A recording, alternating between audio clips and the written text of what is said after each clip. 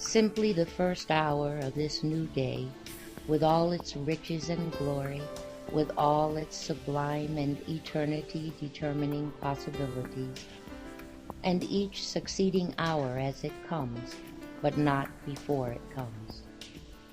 This is the secret of character building. This simple method will bring anyone to the realization of the highest light that can be even conceived of. And there is nothing in this connection that can be conceived of that cannot be realized somehow, somewhen, somewhere. This brings such a life within the possibilities of all, for there is no one, if really in earnest and if he really desires it, who cannot live to his highest for a single hour.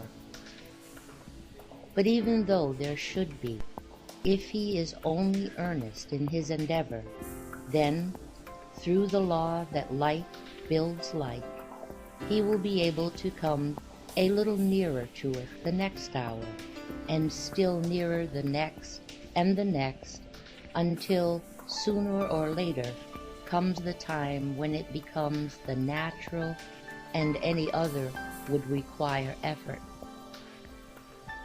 In this way, one becomes in love and in league with the highest and best in the universe, and as a consequence, the highest and best in the universe becomes in love and in league with him.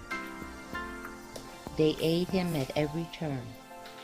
They seem literally to move all things his way, because, forsooth, he has first moved their way.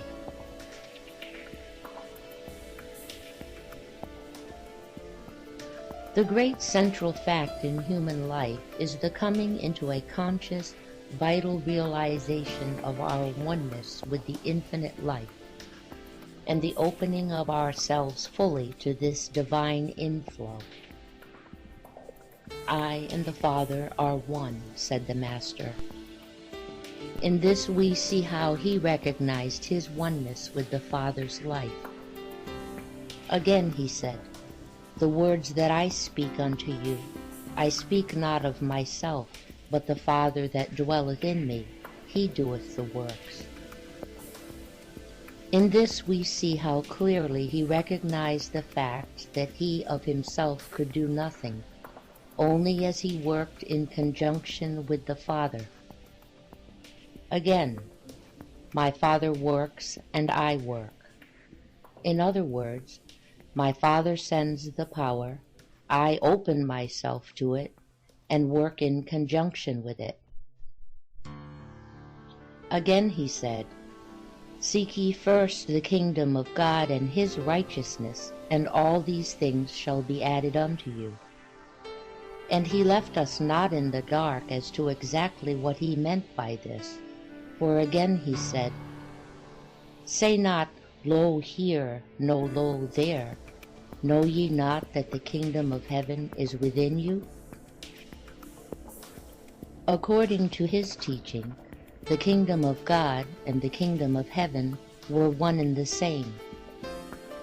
If then his teaching is that the kingdom of heaven is in us, do we not clearly see that, putting it in other words, his injunction is nothing more nor less than, come ye into a conscious realization of your oneness with the Father's life.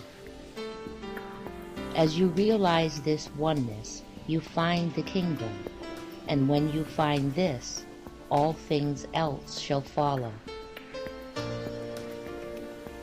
Again the Master said, call no man your father upon the earth, for one is your Father, which is in heaven.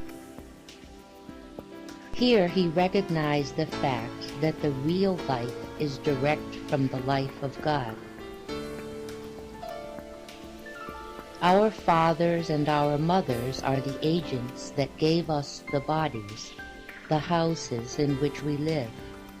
But the real life comes from the infinite source of life, God, who is our Father.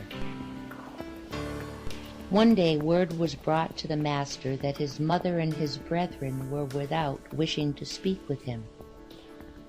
"Who is my mother, and who are my brethren?" said he. "Whosoever shall do the will of my Father which is in heaven, the same is my brother and my sister and mother."